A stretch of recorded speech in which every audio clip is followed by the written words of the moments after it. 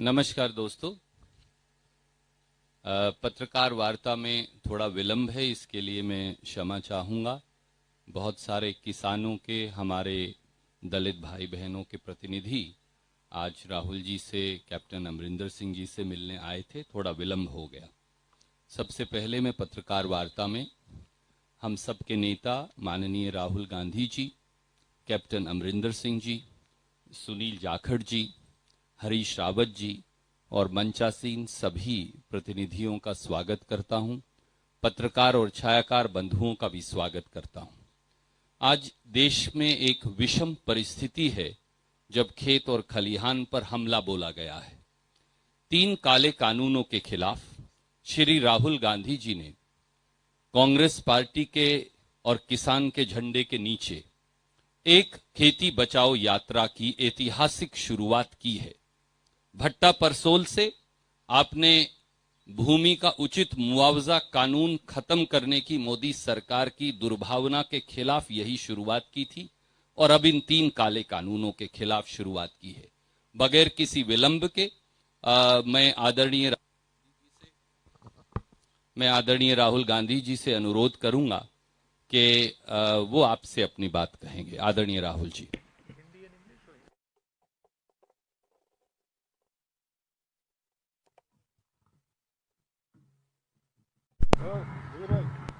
धन्यवाद रणदीप जी, अमरिंदर सिंह जी, झाकड़ जी, प्रणीत कौर जी, कांग्रेस पार्टी के हमारे सीनियर नेता हरीश रावत जी, प्रेस के हमारे मित्रों, आप सबका यहाँ बहुत बहुत स्वागत।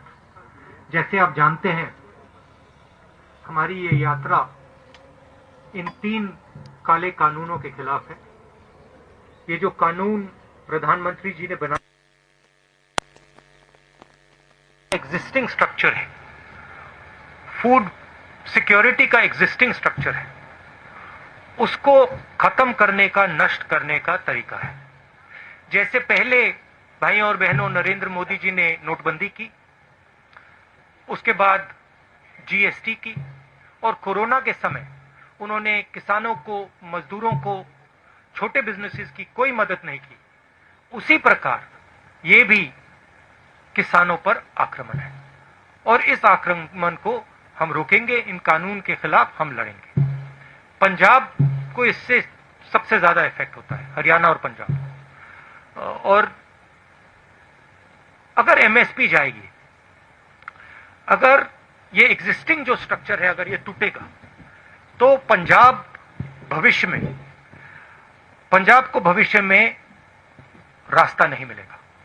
तो हम एक प्रकार से पंजाब की, हरियाणा की, उत्तर प्रदेश की, राजस्थान के किसानों की और इनके लोगों की रक्षा कर रहे हैं।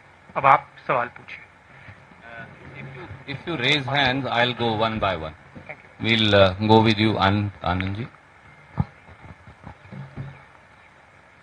Just wait for the mic. You raise hands, I'll note down, and then we'll do it in an orderly fashion. Rahul ji, you are on the खेती बचाओ मिशन, but before this आप बेटी बचाओ मिशन में थे, हाथरस जा रहे थे। हमारे सामने हमने देखा था पुलिस ने कैसे आपको धक्का दिया। उसके बाद प्रियंका जी के साथ हाथापाई हुई। करीब 500 कांग्रेस वर्कर्स के खिलाफ एफआईआर हो गई है, जर्नलिस्ट पे भी एफआईआर हो रही है। योगी सरकार के इस रवैये पर क्या कहेंगे सर? पूरे देश को धकेला जा रहा है, मारा जा रहा है, पीटा जा रहा है। मुझे थोड़ा सा धक्का लग गया तो क्या बड़ी बात है, कोई फर्क नहीं पड़ता। It's not big deal. हमारा काम है देश की जनता की रक्षा करना, देश के किसानों के साथ खड़ा होना हमारा काम है। ऐसी सरकार है, अगर हम खड़े होंगे धक्का लगेगा, लाठी लगेगी, ठीक, खा लेंगे लाठी, धक्का खा लेंगे, क्या है। Thank you sir. मैं आपसे एक अनुरोध जो धक्का, जो असली धक्का लगा, धक्का छोड़िए, जो अनइमेजिनेबल उस परिवार को लगा। आप सोचिए, आपकी बेटी है, you have a son, you don't have a daughter, so maybe you will not understand this. People who have daughters will understand it. You might not understand the rape aspect, because that is something that Indian women have to deal with. You will certainly understand the murder aspect. Suppose someone killed your son, and then when you went for justice, they locked you up in your house, and then the DM came to your house and kicked you and threatened you and told you that if you open your mouth, the entire state of Uttar Pradesh will sort you out, and then told you, don't worry, all these protesters, they will go away, Rahul Gandhi will go away, but we will be here. Now you get a feeling, get a sense of how you would feel. That is how that family felt. That is why I went there, because I wanted that family to know that they are not alone. मैं इसलिए वहां गया था, और मैंने परिवार से कहा, मैं सिर्फ आपके लिए नहीं आया हूं, मैं आपकी बेटी के लिए आया हूं, आपके लिए आया हूं, मगर मैं देश में जो लाखों महिलाएं हैं जिनके साथ रोज कोई ना कोई बदतमीजी होती है, हजारों महिलाएं हैं जिनका रेप होता है, मैं उनके लिए भी यहां आया हूं। इंटरेस्टिंग बात यह है कि बच्चे का रेप होता है, मर्डर होता है, पूरा एडमिनिस्ट्रेशन परिवार पर आक्रमण करता है, और देश के प्रधानमंत्री एक शब्द नहीं कहते। इंटरेस्टिंग बात है। Thank you sir.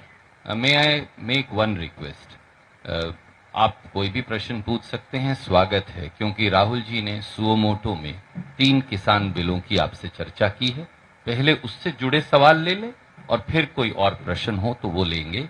Raman ji from news 24। Sir, I have noted down, I am going to come to everyone. Sir, जो किसान के 3 अध्यादेश के बारे में आप लगातार जिक्र करते हैं कि इसको केंद्र सरकार ने बिना किसानों से सलाह मशविरा किए, बिना पॉलिटिकल पार्टीज को कॉन्फिडेंस में लिए पास करवा दिया। अब चूंकि पंजाब में, हरियाणा के कुछ भागों में भी आंदोलन हो रहा है, लेकिन नरेंद्र मोदी या उनकी सरकार के लोग हमेशा इसका मजाक उड़ाते हैं। वो कहते हैं कि राहुल गांधी ट्रैक्टर यात्रा कर रहे हैं, लेकिन ट्रैक्टर पर गद्दा लगा कर यात्रा कर रहे हैं। वो किसानों की क्या बात करेंगे? और अगर वाकई किसान परेशान हैं देश के दूसरे हिस्सों में, वहां कोई बात क्यों नहीं करता, वहां कोई आंदोलन क्यों नहीं हो रहा? देखिए, बात क्या है, पहले आपने स्मॉल एंड मीडियम बिजनेस पे आक्रमण किया, उनको आपने खत्म कर दिया। फिर आपने जीएसटी, कोविड के समय आपने अपने 2-3 मित्रों की मदद की, लाखों करोड़ रुपए आपने उनका माफ कर दिया। मजदूर घर पैदल जा रहे थे हजारों किलोमीटर, पानी नहीं था, भोजन नहीं था, आपने एक शब्द नहीं बोला, उनको आपने वार्निंग ही नहीं दी, एक दिन वार्निंग नहीं दी। कमरे में बैठे आपने कहा लॉकडाउन होगा, लॉकडाउन कर दिया, मर गए वो। 100-200 लोग वैसे ही मर गए। आपने जो देश की रीढ़ की हड्डी है, जो इस देश को रोजगार देती है, स्मॉल एंड मीडियम बिजनेसेस को खत्म कर दिया है ये देश। और आप देखना, मैंने फरवरी में कोरोना की बात की थी, उन्होंने कहा राहुल गांधी मजाक कर रहा है। अब देखिए, समझ किसको है किसको नहीं है। एक व्यक्ति आपको कह रहा है, फरवरी में कह रहा है कि कोरोना से हिंदुस्तान की इकोनॉमी, हिंदुस्तान के लोगों पर बहुत जबरदस्त चोट लगने वाली है, और दूसरा व्यक्ति कह रहा है 22 दिन में ये लड़ाई जीती जाएगी। समझ किसको है ये तो आपको जज करना है, मैं तो नहीं कहूंगा। एक व्यक्ति कहता है 22 दिन में लड़ाई खत्म हो जाएगी, उसको यह भी नहीं मालूम कि कोरोना है क्या, देश क्या है, कैसे चलता है। उस टाइम भी मेरा मजाक उड़ा रहे थे, और अब मैं आपको बता रहा हूं, और आप लिख के ले लीजिए, आज भी मजाक उड़ाएंगे, मगर 6 महीने बाद याद रखना जो मैं आज कह रहा हूं। 2 चीजें आपसे कहूंगा। पहली बात, यह देश अपने युवाओं को रोजगार नहीं दे पाएगा। नरेंद्र मोदी ने ढांचा तोड़ दिया है। अब नरेंद्र मोदी खेती के ढांचे को तोड़ने जा रहा है। अगर नरेंद्र मोदी ने खेती के ढांचे को तोड़ दिया तो एक तरफ रोजगार नहीं मिलेगा, दूसरी तरफ भोजन नहीं मिलेगा। ठीक है, अभी मेरा मजाक उड़ाएंगे, उड़ाने दो। 6 महीने बाद, जैसे आज मैं फरवरी की बात कर रहा हूं, 6 महीने बाद आप देख लेना। ठीक है, ये सिस्टम है, ये फूड सिक्योरिटी का सिस्टम है। एमएसपी है, फूड डिस्ट्रीब्यूशन सिस्टम है, प्रोक्योरमेंट सिस्टम है, मंडियां हैं। ये एक प्रकार से किसान का फूड सिक्योरिटी का एक किला है, ये प्रोटेक्ट करता है। किले में कमियां हैं, मैं ये नहीं कह रहा हूं कमियां नहीं, कम मंडियां हैं, करप्शन है, इंफ्रास्ट्रक्चर बेहतर होना चाहिए, मगर किले को अगर आपने तोड़ दिया तो किसान बच नहीं सकता। अब नरेंद्र मोदी किले को क्यों तोड़ रहे हैं? नरेंद्र मोदी ने जीएसटी क्यों की? नरेंद्र मोदी ने डिमोनेटाइजेशन क्यों किया? नरेंद्र मोदी जी ने कोरोना के समय गरीबों की मदद क्यों नहीं की? 2 नाम दे सकता हूं आपको, अंबानी, अदानी। ये ट्रायंगुलर ग्रुप है, अदानी, मोदी, अंबानी। और नरेंद्र मोदी का काम रास्ता साफ करने का है।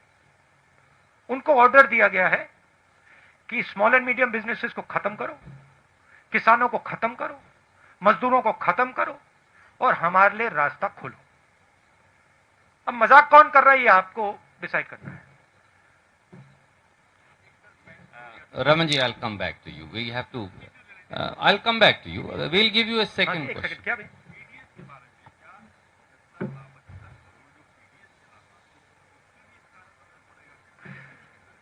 ये फूड सिक्योरिटी सिस्टम पर असर पड़ेगा। जब आप अनाज खरीदते हो मार्केट में, आप खरीदते हो, जो आपको प्राइस मिलती है वो प्राइस आपको इसलिए मिलती है क्योंकि ये स्ट्रक्चर है। जब गरीब व्यक्ति को राशन दिया जाता है, वो राशन इसलिए दिया जाता है क्योंकि ये स्ट्रक्चर है। अगर आप स्ट्रक्चर को ही तोड़ देंगे तो आने वाले समय में आपसे भी ज्यादा पैसा लिया जाएगा। सिर्फ देखिए, लोगों ने कहा हां ठीक है, जीएसटी कर दी तो हमारा क्या नुकसान है? स्मॉल मीडियम बिजनेसेस को नुकसान होगा, मगर जो कंज्यूमर है उसको क्या नुकसान होगा? बट नुकसान होगा क्योंकि जब वो कोलैप्स करेगा आप कोलैप्स करोगे। तो हिंदुस्तान में सब चीजें कनेक्टेड है, और अगर आप एक चीज को छुओगे तो दूसरी चीज पे इफेक्ट पड़ेगा। मैं दूसरा उदाहरण देता हूं। नरेंद्र मोदी जी ने कहा हिंदुस्तान की जमीन किसी ने नहीं ली, सुना होगा आपने। ऑपोजिशन लीडर्स को कहा हिंदुस्तान की जमीन किसी ने नहीं ली। 1200 स्क्वायर किलोमीटर चाइना ने हमारी जमीन ले रखी है।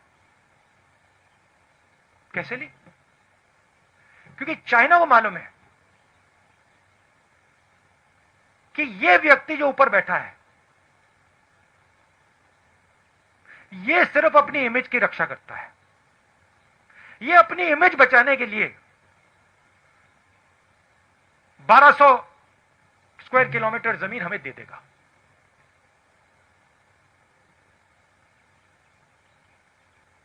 आप सिर हिला रहे हो, पूरा देश जानता है। आर्मी के किसी भी सिपाही से, जनरल से पूछ लो, आपको बता देगा कि नरेंद्र मोदी ने अपनी इमेज बचाने के लिए देश को झूठ बोला। भारत माता की बात करते हैं, भारत माता के 1200 स्क्वायर किलोमीटर नरेंद्र मोदी ने चाइना को दे दिए अपनी इमेज बचाने के लिए।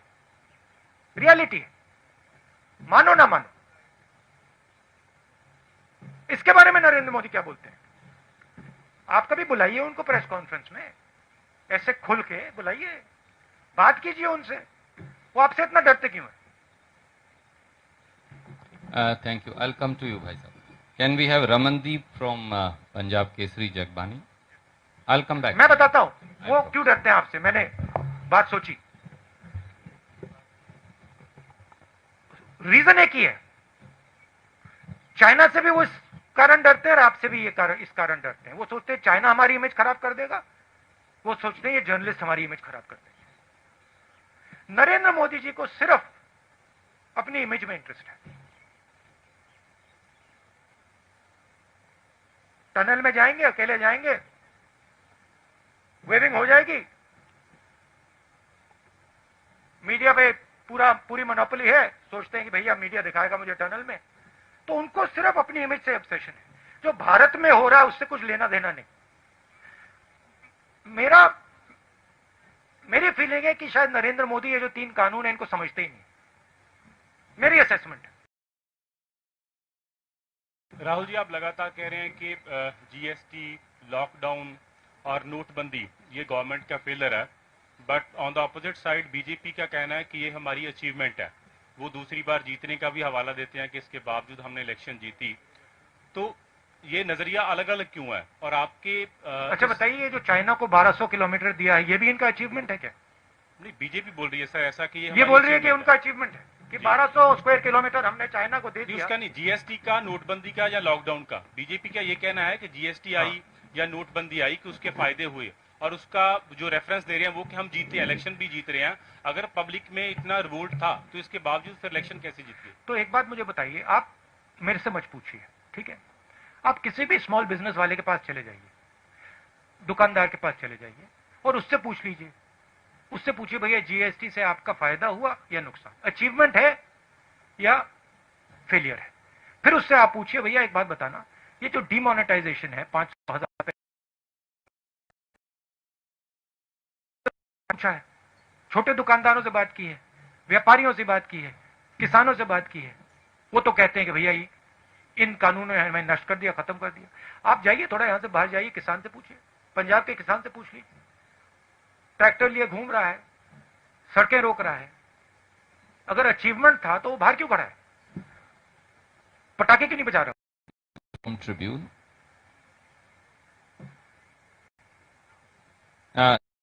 Let her pass the mic to you. Hello. Yeah. Rahul ji, there is a general perception across the country that an opposition with the Congress and other stakeholders is not as strong, and the BJP is able,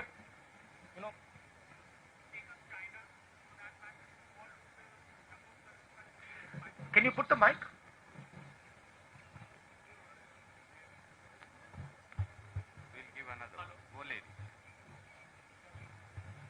Hello. Yes. So they are saying that a weak opposition across the country, including the Congress. Do you think that the general perception that is it so that the BJP is doing everything that they can just because the opposition is not united across many states and especially in Delhi and at the center? See, an opposition in any country functions within a framework. What is that framework? The framework is the press. The framework is the judicial system.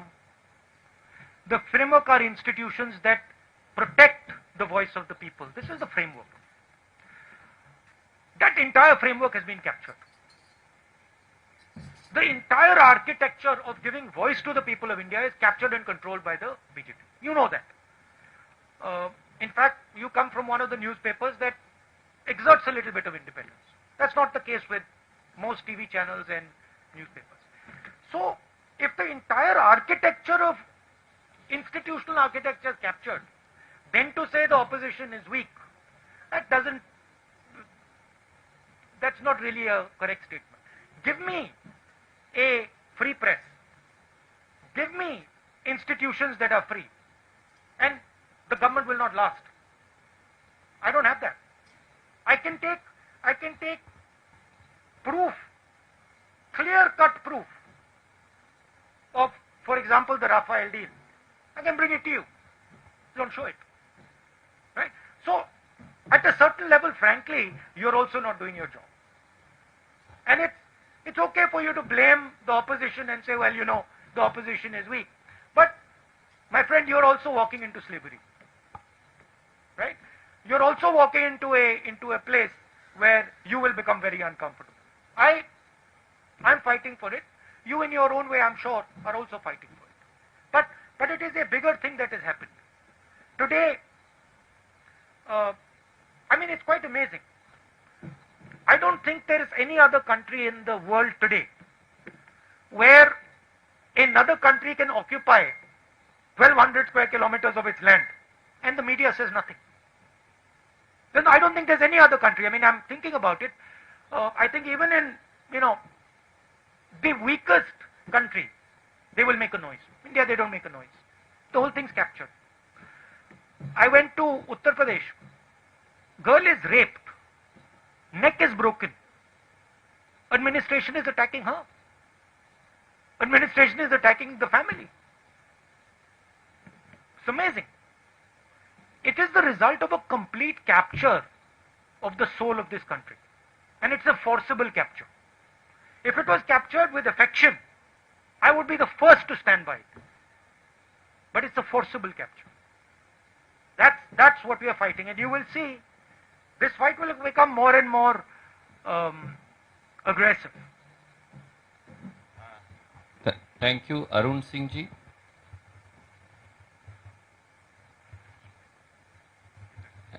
And then Gurpreet Singh Chattha ji from Ajit thereafter. Hello Rahul ji, आप उत्तर प्रदेश गए, आप पंजाब आए हैं, आप lockdown के दौरान taxi driver से बात कर रहे थे। आप जब भी कहीं जाते हैं, किसी इशू को उठाते हैं, बीजेपी की तरफ से एक वर्ड है पॉलिटिकल टूरिज्म। आपको ऐसा लगता है कि जब आप किसी कॉज को, किसी इशू को हाईलाइट करने की कोशिश करते हैं तो उससे डेविएट करने के लिए पॉलिटिकल टूरिज्म की बात आप करिए। अब उत्तर प्रदेश सरकार ये कह रही है कि एक इंटरनेशनल साजिश है यूपी सरकार को बदनाम करने की, जो कुछ हो रहा है वहां पर हाथरस में। या यहाँ पर आपसे सवाल ये पूछा जा रहा था कि गद्दी लगी थी, आप उस ट्रैक्टर पे बैठे थे। नहीं, मगर ये सवाल कभी नहीं पूछा जाएगा कि नरेंद्र मोदी ने 8,000 करोड़ रुपए के लिए 2 हवाई जहाज क्यों खरीदे। $1 बिलियन, 8,000 करोड़, उसमें कुशन छोड़िए, उसमें तो पलंग है पूरा। मतलब एक पलंग नहीं, 50 पलंग होंगे उसमें। ये नहीं कहते कि भैया हमारा जो प्रधानमंत्री है उसने 8,000 करोड़ रुपए का जहाज खरीदा। क्यों? क्योंकि उसके मित्र ट्रंप के पास जहाज है 8,000 करोड़ का, तो उसे भी चाहिए।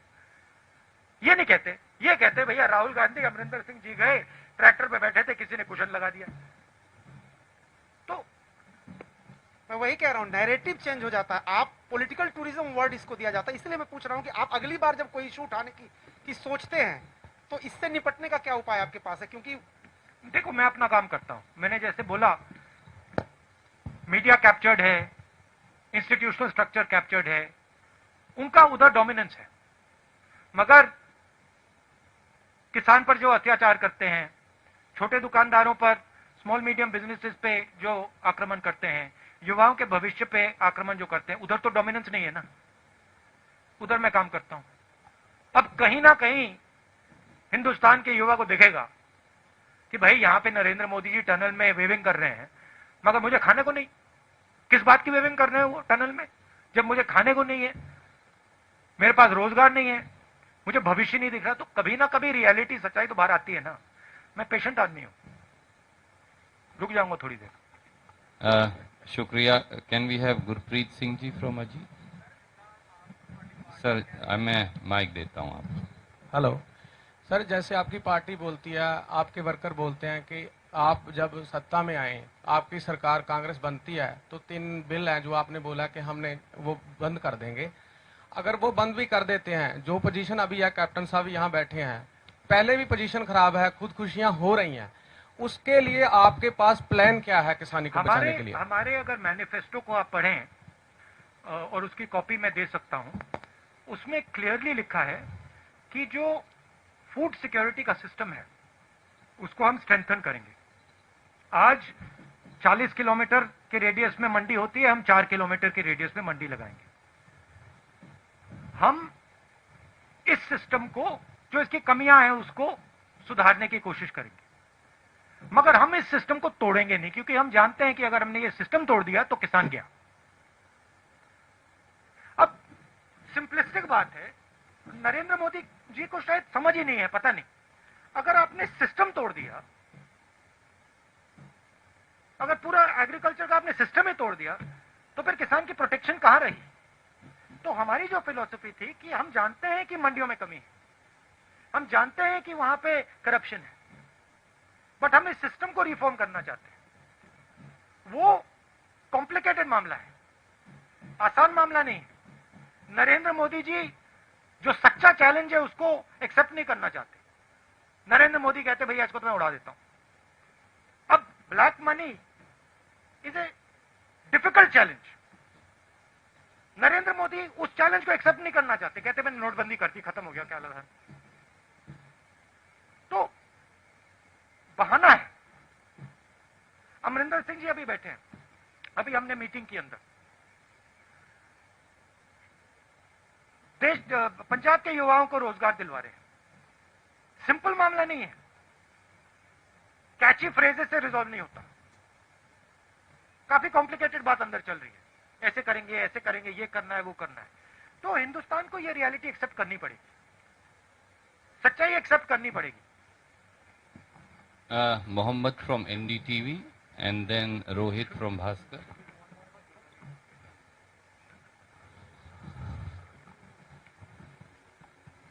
So you have been mentioning in your speeches that you will save the federal structure. You are fighting this for saving the federal structure. In 1970s, the Punjabi Suba movement in Punjab was also for strengthening the federal structure, and it was crushed, and partly it is blamed on Congress party also. So why Punjab and Punjabis should trust you on this? Punjabis should see my actions, right? And I can tell you, if you look at my political career, you can see my action. Don't just look at my words. I came to Punjab, and I've learnt a lot from the Punjabi people. In fact, if you were to ask me, you have given me more than I have given you. So I have in a sense, a debt to you. Qarz hai. So in my mind, I believe that the people of this state, they have a particular spirit. That spirit has taught me quite a lot.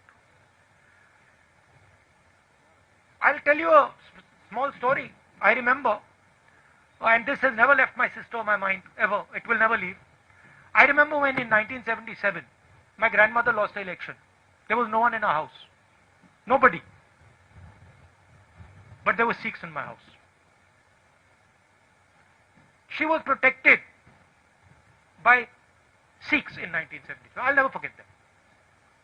Right? So I have, in my mind, it's a strange thing, but there is a debt that I feel I owe the people of Punjab.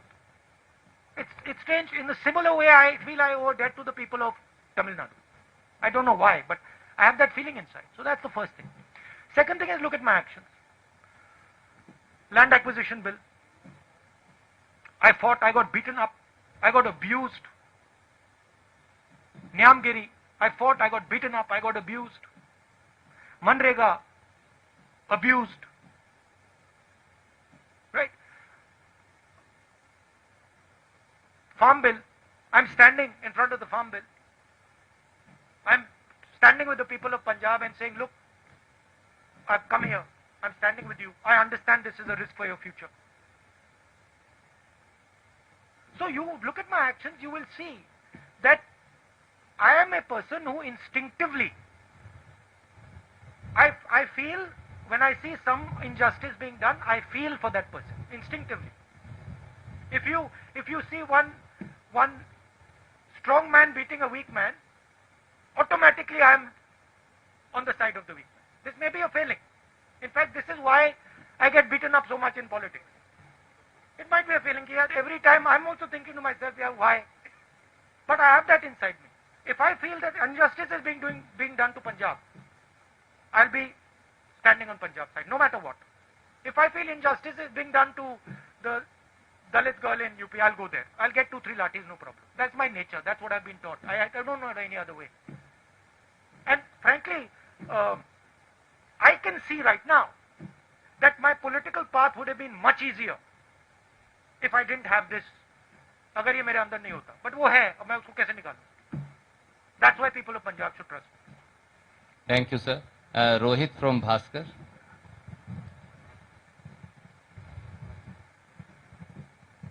Rahul ji, मेरे आपसे 2 सवाल हैं। एक पहला सवाल है कि जो किसानों के 3 ये जो अध्यादेश आए हैं, इसमें 15 करोड़ किसान ही नहीं 75 करोड़ पीडीएस लाभार्थी भी प्रभावित होंगे। इस पे आपका क्या कहना है? दूसरा, मोदी जी ये कहते हैं कि भाई ये जो अध्यादेश आ रहे हैं इससे किसानों को फायदा होगा, मंडी नहीं खत्म होगी, तो फिर दिक्कत क्या है? अगर किसानों को फायदा होता तो नरेंद्र मोदी जी ने पार्लियामेंट हाउस में डिबेट क्यों नहीं कराई? उधर वो भी बोलते, हम भी बोलते। अगर फायदा होता तो कोरोना के समय जब वो जानते हैं कि किसान बाहर नहीं आ पाएगा, हम हरियाणा जा रहे हैं, आज सरकार कह रही है कोरोना का समय, जब वो जानते हैं कि किसान रेजिस्ट नहीं कर पाएगा, तो उन्होंने ये बिल क्यों पास किया?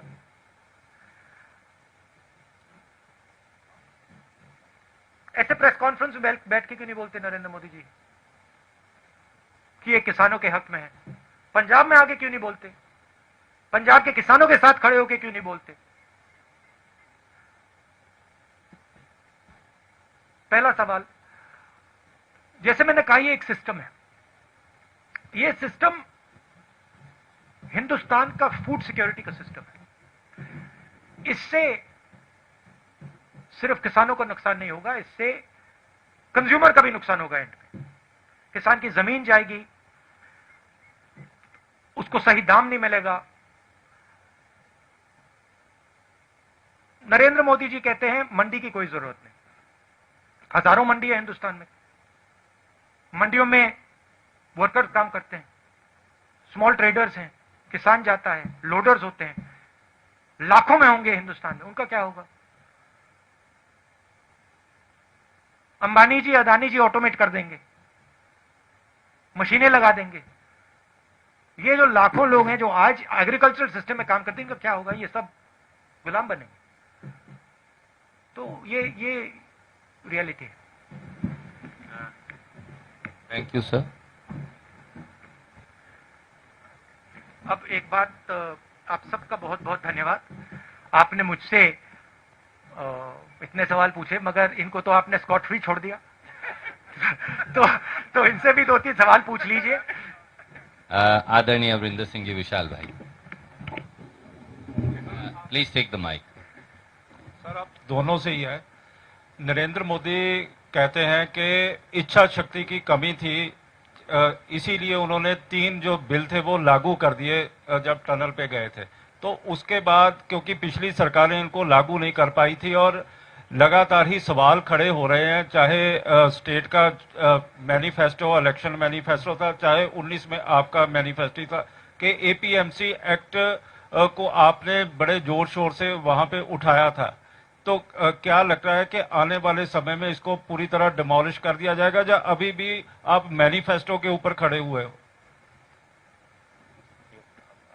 देखिए, हमारे मैनिफेस्टो में क्लियर था कि हम एग्रीकल्चरल सिस्टम को डेवलप करेंगे।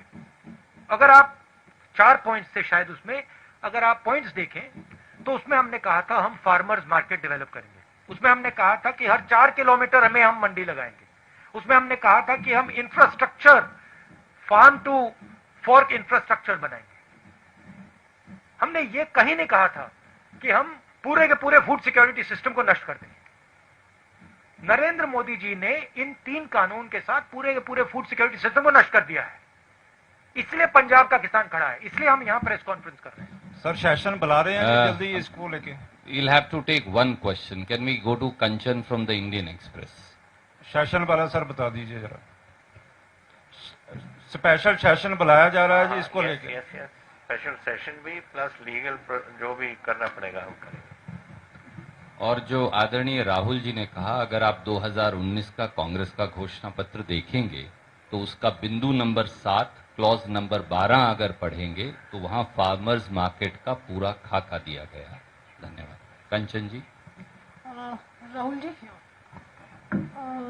Yogi, the CM of UP, has said that Hathras rape was an international conspiracy. What do you think about that? And another question is that the Akalis have asked you 5 questions here in Punjab. The gist is that what were you doing abroad when the farm bills were passed in the parliament? You were not even here for the farmers. My mother had gone for a medical checkup, and my sister couldn't go with her because some members of her staff had COVID. So that is why I was with my mother, helping her through a medical checkup. I'm her son also, after all, and I have to look after my mother. Another Thank question you. on And the they were, Hathras- and madam, they were Hathras rate. supporting that ordinance. The other thing is, of course, which the Akalis won't tell you, is that they have worked with the BJP. उनके साथ BJP साथ उन्होंने सालों काम किया है, और जब ये 3 बिल पास हो रहे थे, उनकी मदद अकाली दल कर रही थी. तो वो तो पूरा पंजाब का किसान जानता है. आपका दूसरा सवाल क्या था? About the Hathras rape being a international conspiracy, Yogi ji has said. I mean, Yogi ji is entitled to his opinion. He's more than welcome to imagine whatever he wants to imagine. What I saw there was a lovely girl who was molested. Her neck was broken. Her family was threatened. And the people who did it, no action was taken against them. If Mr. Yogi sees an international conspiracy, well, that's fine. That's his prerogative. What I saw was a tragedy. The Chief Minister of Uttar Pradesh should have had the decency to say, this is a tragedy, and I will look into it, and I will protect this family and this girl. Thank you. I think we'll need to wind up because आपका आज हरियाणा का programme भी है पंजाब के बाद. आप सबका बहुत बहुत शुक्रिया. मैं माफ़ी चाहूँगा बहुत सारे साथियों से आज हम सवाल नहीं ले पाए, पर there will be another time for Rahul ji will be back. Thank you very much.